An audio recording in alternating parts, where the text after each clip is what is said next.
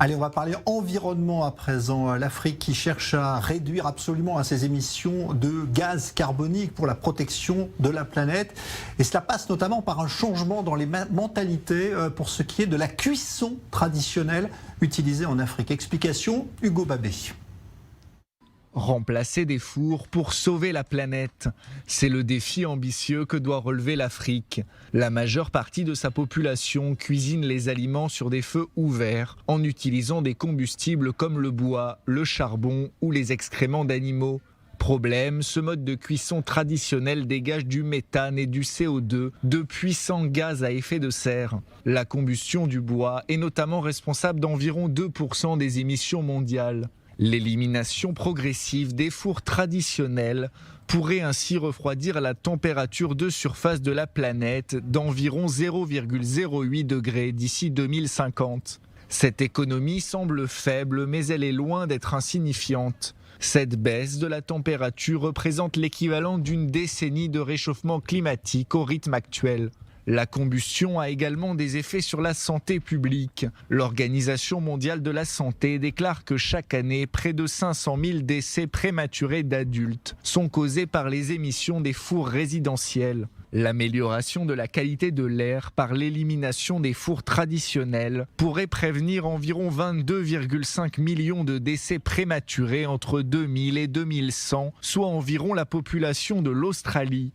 La technologie des fours de cuisson propre existe depuis plus de 10 ans, alors que les autres innovations se concentrent soit sur la santé, soit sur le climat. Cette dernière s'attaque aux deux, une perspective gagnante pour l'avenir.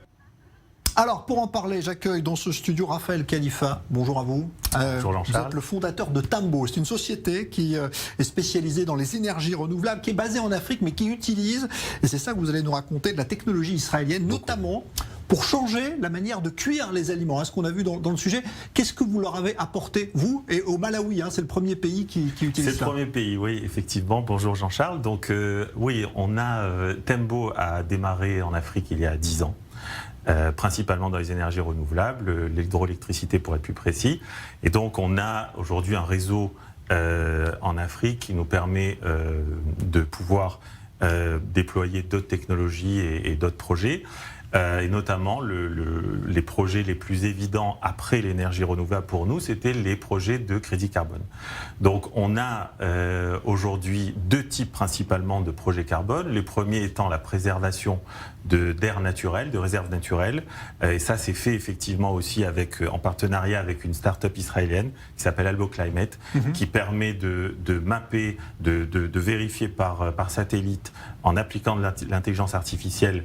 On a aussi quelque chose un projet qui nous est très cher, c'est la dissémination de ce qu'on appelle en anglais cook stove. Donc c'est des réchauds écologiques. C'est ce qu'on pourrait traduire par cuisinière en français, mais sauf que ce ne sont pas les cuisinières qu'on connaît nous dans nos cuisines. Hein. Ouais. Donc c'est des petits réchauds. Et en fait, ça consiste tout simplement, ou un peu des petits barbecues quelque part. Donc ça revient à justement mettre des briques, et on fait fabriquer aux femmes des briques qui leur permettent de cuisiner, de ne plus cuisiner avec la méthode traditionnelle qui est 3 pierres avec du bois. Donc ça marche toujours au bois, et ça permet, pour simplifier, ça permet d'utiliser 2 fois moins de bois qu'avec leur méthode traditionnelle. Alors c'est une très bonne technologie parce que ça respecte leur culture. Parce qu'on ne peut pas passer d'une tradition tout d'un coup à une autre technologie. C'est ancré dans les mentalités. Voilà. Comment d'ailleurs est-ce que vous leur expliquez qu'il est important aujourd'hui de préserver l'environnement? Comment est-ce que vous arrivez à faire rentrer ça dans les mentalités? C'est-à-dire qu'au lieu d'aller 3 à 4 fois par semaine collecter du bois dans la forêt pendant des heures et des heures avec leurs filles et leurs enfants, là, avec ces cook stoves, les femmes vont en général à peu près 1 fois par semaine collecter du bois. Donc c'est des heures et des heures de temps gagné. Elles savent très bien aussi les dangers que ces feux comportent pour leurs enfants, le fait de risquer de se brûler, etc. Donc là, c'est beaucoup plus sécurisé en plus. Hein. Bien sûr, ouais, c'est beaucoup plus sécurisé.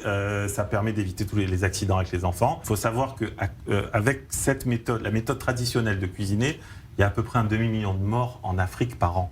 Donc cette technologie, elle est faite pour justement adresser ce problème de façon très concrète. Ouais. Et réduire aussi donc la pollution, parce que ces fours traditionnels, eux, ils sont générateurs évidemment d'énormément de pollution, c'est ce que vous avez constaté. Exactement. aussi. Donc, d'une part, on réduit la déforestation par 2, et d'autre part, c'est tout simple, c'est qu'en brûlant moins de bois, on émet moins de CO2, de méthane et de gaz carbonique, donc de monoxyde de carbone. Donc le monoxyde de carbone, c'est ce qui empoisonne les gens concrètement. Le CO2, c'est ce qui effectivement participe à tous les effets négatifs qu'on connaît aujourd'hui. Et c'est justement avec ça, en montrant ça de façon très concrète, qu'on peut générer des crédits carbone qu'on vend après à des sociétés. Juste un mot pour terminer, ça a commencé au Malawi, mais j'imagine que l'objectif c'est de l'étendre à d'autres pays d'Afrique. Oui, tout à fait. Donc on va l'étendre maintenant aux pays qui sont voisins du Malawi, donc Zambie, Tanzanie, Mozambique, et de l'autre côté de l'Afrique, plutôt côté ouest, Nigeria, Togo, Bénin, Côte d'Ivoire, peut-être Cameroun aussi. Merci en tout cas d'être venu nous présenter. Vous reviendrez parce que vous avez d'autres projets, je sais, dans toute l'Afrique, préservation de l'environnement. Raphaël Khalifa, fondateur de Tambo, donc société africaine, mais qui utilise cette technologie israélienne. Merci à vous. Merci à vous, Jean-Charles.